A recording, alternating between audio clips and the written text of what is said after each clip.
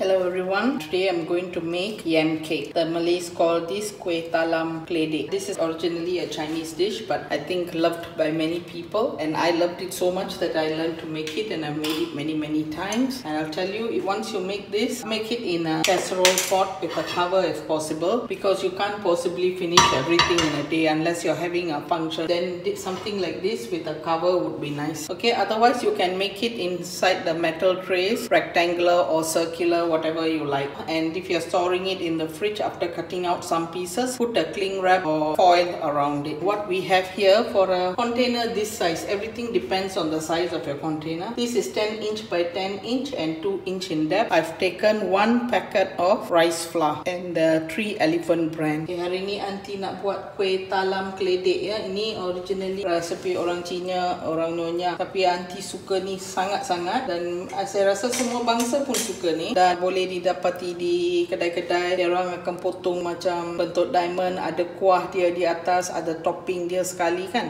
Itulah kuih talam keladi. Hari ni saya ambil 1 paket 500 gram tepung beras cap 3 gajah. Saya dah ayak. Dalam ni ada tepung ubi kayu 1, tepung ubi kayu macam ni 1 cup ya. Lepas ni kita ayak semua ni dan bancuh. Yang diperlukan adalah keledek macam ni nah. Keledek ni rupa dia macam ni. Bila kita potong pakai glove, ada orang tangan dia akan rasa gatal-gatal. Macam aunty tak ada problem, dia getah dalam tu tak apa-apa kan tangan saya, tapi ada juga orang yang rasa gatal-gatal sikit. So pakai plastik dan kupas kulit, cuci dan lap dia kering, so that senang potong ya. Dan juga diperlukan adalah 1 jug air. Kalau buat pekat adonan dia, nanti lebih kuat lah dia. Bila kita potong, kita kena betul-betul potong lah. Tapi kalau air lebih sikit, dia senang potong. Ini saya akan kupas. Lepas tu cara potong dia, semua orang ada cara sendiri-sendiri. Saya akan cakap lah kenapa cara yang saya pakai tu saya suka. Tapi kalau nak ikut potong dadu saja boleh juga, bukan salah. What I have here is 500 grams of rice flour, the 3 Elephant rice flour. I've already sieved it, and what is in here is 1 cup of tapioca flour like this, and 1 cup like this of tapioca flour. Just sieve all these and get them ready. And you need water, about 1.5 liters for a 500 gram. This container is 10 inch by 10 inch and 2 inch in depth. You need some space for the topping as well. Remember that. This is the taro that you will need, a form of yam. It's called taro. After you buy it, just peel off the soft parts and peel off the rest. Use gloves, plastic gloves that you have. Some people with sensitive skin, the juice that comes out, okay, what the Malays call the getah, will itch their hands. Okay, so I will, and everyone has got different ways of cutting. I will tell you why I like the way I cut this taro up. I'll show you later. Okay, after you've peeled them, pat dry before you cut them. Okay, and you'll have like a part here that's sticking out. You cut away those parts until you come to a part like this, like you see patterns around the thing. This part can be used, but as long as you don't see the pattern like here, don't use this part. And I will show you how to cut them. Lepas kupas dan cuci, lap kering. Tapi bahagian ni nampak ada pattern. Bila kita potong-potong sampai dapat bahagian ni, yang ni semua boleh dipakai. Dan jangan takut, lagi banyak keledek sebenarnya lagi sedap lah. So ada orang potong dadu, tapi aunty tak suka. Suka potong panjang-panjang macam ni. Sebab apa? Lepas kita bancuh adonan tadi, kita akan masak atas api. Lepas tu yang ni semua kita gorengkan. Lepas tu kita masukkan dalam adonan. Bila kita masukkan dalam adonan, kalau kita pakai yang dadu tu, kita tuang dalam talam kita, kita tak tahu kat mana duduk dadu-dadu dia. Kadang-kadang kita potong satu wedge ke apa, terus tak ada apa-apa kat dalam. Macam tepung saja. Tapi kalau ni, dia duduk macam ni, macam tu, macam ni dalam tu kan. So bila kita potong, mesti dapat punya sikit-sikit sana sini semua ni. Tapi kalau potong dadu, ada kadang-kadang kita potong tak ada apa, 1 biji aja dekat tepi. Tak sedap lah. Okay, I'm cutting it like this. I prefer cutting it like this because when you dice it like some people do, there's a chance when you make your kuih, if you cut a wedge, and you are lucky if you get 1 piece somewhere or 2. But in this way, when you put them crisscrossed like this, there's always a chance that you will get them a few places, because they will sit like this in the flour. Even if you cut a wedge here, you will get a few pieces. That's the reason I like cutting it like this. Okay, and when we mix the flour, I will show you the consistency of the flour. Use tap water. Okay, I'll continue cutting and I'll get back. Okay, juga diperlukan adalah 2 sudu sup udang kering. Saya akan rendam ni, lepas tu cincang. Jangan tumbuk ni ya, cincang. 7 bawang putih kita cincang juga halus-halus. Saya lupa cakap tadi, ni nampak banyak sikit dengan tepung ni. So Aunty rasa Aunty akan buat 2 container. Dengan baki-baki tu saya akan buat satu lagi dulang yang kecil. You will need 2 soup spoons of dried prawns and about 7 garlic. This will be minced fine. This will be soaked and then minced. Do not cut it. It makes a big difference when you mince it. You can actually taste the prawns here and there, and that's a nice thing. 7 garlic minced. And I forgot to tell you, this yam looks quite a lot. It won't fit my tray together with the topping. I will also get ready this tray and another tray by brushing some oil over them. Kita akan siapkan bekas ni dengan sapu sedikit minyak ya, keliling dalam semua ya, bawah dia semua. Dan ini kan bawang putih cincang halus. Udang kering jangan tumbuk ya, lagi sedap bila kita cincang dan goreng, sebab sana sini kita boleh tergigit udang kering ni. Memang sedap dengan keladi ni ya. Okay, I've oiled the trays to 2 containers. Mince the dried prawns and the garlic, and the yam has been cut. What we do now is we get the flours mixed. You can use tap water. Okay, mix the flours. Then add in the water gradually. Like I said, the thicker it is, the more firm your kuih will be. The lighter it is, it will be a soft kuih. If you are cooking for old folks and all that, go a bit strong on the water. Kalau ini untuk orang tua-tua, bancuhan yang cair sikit lagi bagus untuk dia orang lah. Tapi untuk orang muda-muda semua, buat pekat sikit. Okay, I've got the oiled containers ready. I've got the minced garlic ready, and the soaked prawns that has been minced is also ready. The yam has been cut, and now I'm mixing the flour. How much of water will determine how thick your kuih will be. Okay, and don't be worried. Once you stop mixing it, it will settle a bit at the bottom. That's nothing to worry about. Yeah, when you're going to cook it, you stir it again. That's all. And now I will start frying. This is the consistency. I like quite a watery one. Okay, I'm making this style because I want it a little bit soft. Because it will thicken some more when you cook it on the stove before steaming it. So don't worry if it's a bit runny now. So on the water little by little. If you have old folks at home, make it a bit more dilute like this. Okay, then it will be easy on the teeth. Okay, now we'll start frying up the things. Okay, sekarang kuali kita dah panas ya. Masukkan dalam 1, 2, 3, 4. Mungkin lebih sikit lah 5. 5 selop minyak dan panaskan ya. Add in about 5 ladles of oil. You need quite a bit of oil for this because it will be also used to fry the yam. This yam is called taro in English. Keladi ini kalau bahasa orang putihnya taro, T-A-R-O ya. Dekat supermarket semua ada tulis taro. Okay, first goes the garlic. Masukkan bawang putih cincang dulu ya. Jangan hanguskan dia ya. Bila sudah harum, masukkan udang kering. Ada orang goreng keladi dulu. Some fry the yam first and then do this. I'm just doing it this way. You can do whatever way you like. Do not burn the garlic. Put in the minced dried prawns. Masukkan udang kering yang dicincang. Okay, now I'm going to dish this out with a slotted spoon. Saya akan keluarkan semua ni ya, dengan sudu macam ni yang berlubang-lubang. Fry the yam. Goreng keladi ya, keladi taro. Fry the taro till golden brown. Goreng ya, keladi sampai keemasan. Okay, now I'm going to dish it out.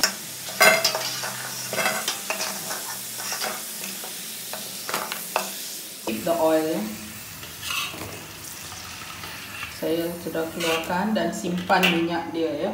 While it's still hot, drizzle some 5 spice powder onto it. Drizzle 1 flat teaspoon of 5 spice powder. Bila dia masih panas, masukkan 1 sudu rata sorbet rempah 5 spice ya. Ini boleh didapat di supermarket pun. Ada orang goreng dengan ni sekali, tapi aunty tak suka. Kadang-kadang pahit sikit bila kita goreng. So masih panas saya suka pakai macam ni lah. Okay, now I will just sprinkle all the fried garlic and onions on top of this and get it ready while we do our batter that goes for steaming. Let's get it ready, yeah. And empty the oil from the kuali. Okay, pour in the mixed batter first.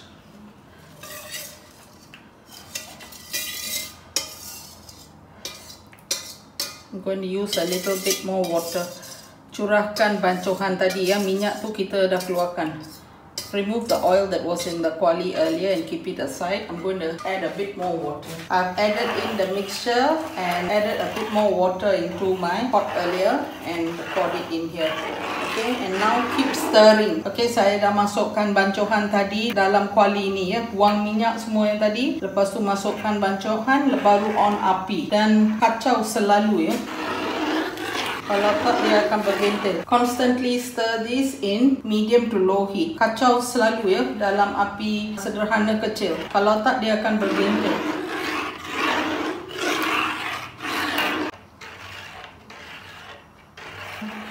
I'm adding in about 2 teaspoons of chicken stock liquid. If you're using granules, also use 2 flat teaspoons.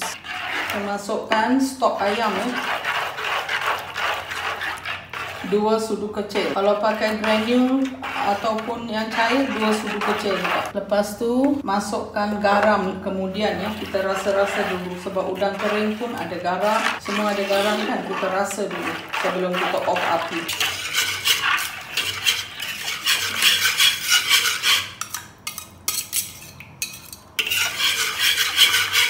Mix it until the mixture thickens and add in 1 teaspoon of white pepper. Kacau hingga bancuhan ni pekat sikit ya.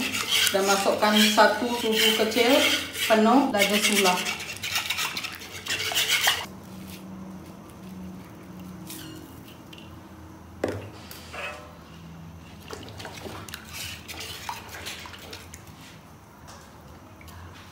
Bila dia sudah mula memekat, masukkan ke semua keladi ya dengan bawang dengan udang kering tadi. When it starts thickening, add in all the yam and the fried prawns and the minced garlic. Okay, I've tasted it. It needs more salt and I didn't use salt yet, yeah. And I'm adding more water because this is considered too thick. Don't worry when you make this kuih because everything here is adjustable. Some people add the keladi earlier. I don't like it because I like to see. When you steam it, it will cook further and you can actually see the yam here and there if you don't overcook at this stage. I like to add the salt, 1 teaspoon of this type of spoon, 1 teaspoon, after the prawns have gone in, because you have later sauces that go as a topping, so don't make it too salty. Ya, nanti tambah garam hanya selepas semua udang kering semua masuk. Saya dah masukkan 1 sudu kecil tadi, saya nak masukkan lagi setengah sudu ya, jadi semua sekali 1,5. Lepas ni kita masukkan ni dalam talam ya. Saya masukkan tadi lagi 1 mug air ya, sebab tadi terlalu pekat. Ini kuih ni tak perlu risau bila kita buat sebab semua boleh di-adjust. Sebab akhir sekali kita akan steam. Spoon the mixture in, but do not put it right till the top because you're going to steam it. It might rise. Plus you have a lot of topping to go on this.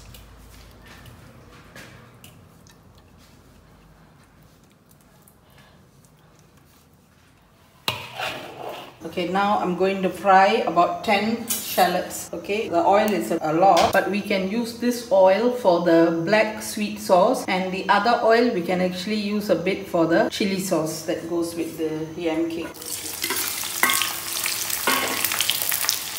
There's 10 shallots here because some will go on top of the cake before you steam it, and some I will use it for topping together with the onion leaves and fresh red chili. Ini ada 10 bawang putih. Saya akan goreng sampai golden brown. Dan minyak ni kita akan gunakan kemudian untuk buat sos hitam manis, dan minyak yang lagi satu tu untuk sos chili kita boleh pakai sikit. Cook this until it's golden brown. You can add in just a tiny pinch of salt ya, to make the onion fry faster and crispier.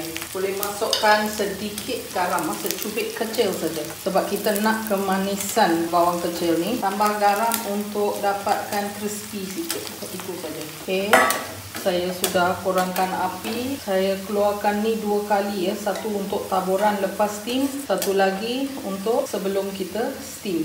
Yang sebelum kita steam, kalau ada minyak dia sikit-sikit boleh ya. Kalau ada bahagian gelap-gelap tolong buang.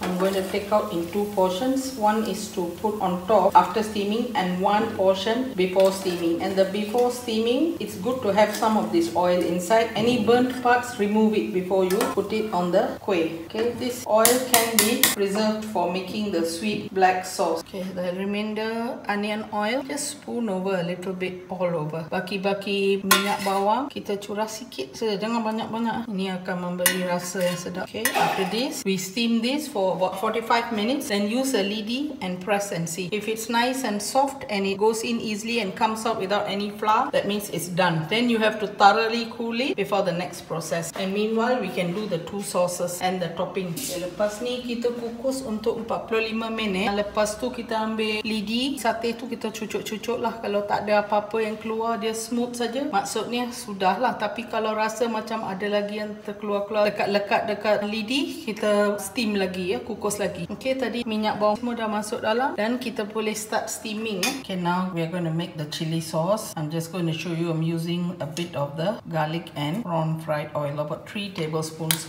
It's more than enough. Sekarang kita akan buat sos chili ya. Ada 2 jenis sos, sos manis dan sos chili. Ini sos chili. Ini kita tidak akan cutkan dengan corn flour ke, dengan tapioca flour, dengan tepung ubi kayu ke. Ini kita giling dan blend saja. Ini ada 4 bawang putih dan 6 cili merah hidup ya. Kita masukkan dalam blender. Kalau makan hari tu juga, yang ini kita tak perlu tumis ya. Sebab saya tahu ini saya akan simpan seketika dalam fridge, so saya pakailah. Ni chili sauce saya pakai 2. Gula 1,5 sudu sup. Chili sauce saya pakai 2. I'm using 2 chili sauce in here, and sugar I'm going to put 1.5 in here, with 4 garlic and about 6 to 7 red chilies. Yeah, sugar I'm putting 1.5 first. You don't have to cook this. If you're going to eat the whole thing on that day, then you can just use it. You don't need this oil and all that. But if you're going to keep it for a day or so, then just blend it and cook it down a bit with a little bit of oil. You will also need vinegar when you blend it. Juga diperlukan adalah cuka ya. Cuka ni sedap lah kalau pakai kan. 1, saya pakai 3 dulu. Lepas tu bila kita blend dan tumis, kita rasa apa yang perlu. Garam sedikit sudah, 1 cubit sudah. Sebab benda-benda lain semua bergaram kan. Okay. Air saya masukkan setengah mangkuk kecil. Kalau perlu nanti kita tambah. This is the blended chili. I'll put in just a tiny pinch of salt and I will cook it down. Just put that oil earlier and cook it down. Inilah chili yang di blend. Lepas ni nanti akan tumis ya. Sedikit saja garam saya masukkan dan adjust masa kuah tu masak. Tengok macam mana rasa yang kamu suka. Another half spoon of salt. Setengah spoon kecil garam. Ini memang kena pekat dengan sendiri, tak boleh pakai flour atau apa-apa ya. We have taken 4 soup spoonfuls of the earlier onion oil, and in that I'm going to cook. I'm making a lot of the sauce because we all love more of it. So I'm taking about 4 shallots minced, 3 garlic minced, and then I'll take a bowl of water and put in 2 soup spoons of oyster sauce. 1,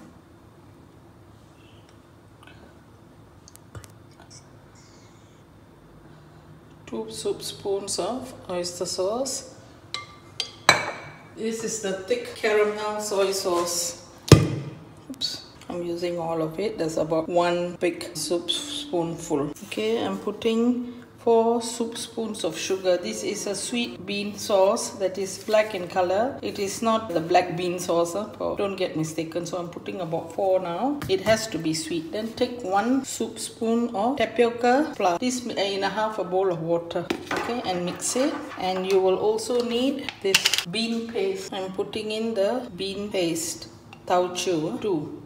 Okay, once all these things are ready, we can start cooking, frying up all these things and adding the sauce in. Put in the shallots.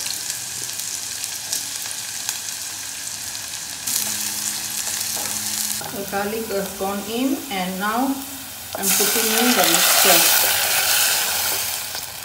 And as it's cooking, do taste it, because after it's cooked, we will blend it when it's cool and then thicken it with corn flour after that. Okay, when it has cooled down, you have to blend it and sieve it back into the saucepan and thicken it on the stove using corn flour and water, but put it in gently, little by little. until you get the consistency you want. I'm going to wait for this to cool down before blending, then I'll show you after sieving. Lepas blend sweet sauce tu, kita tapis ya. After blending the black sweet sauce, sieve it, and then we will thicken it with tapioca solution. Kita tekan-tekan semua ya.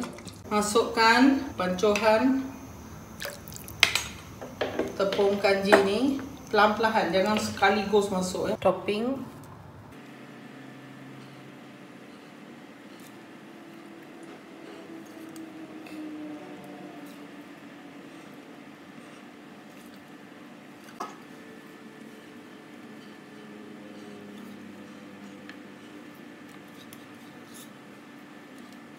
After the topping, put it in the fridge, but make sure your tray is cool. If not, you'll get steam forming and your kuih won't last a few days.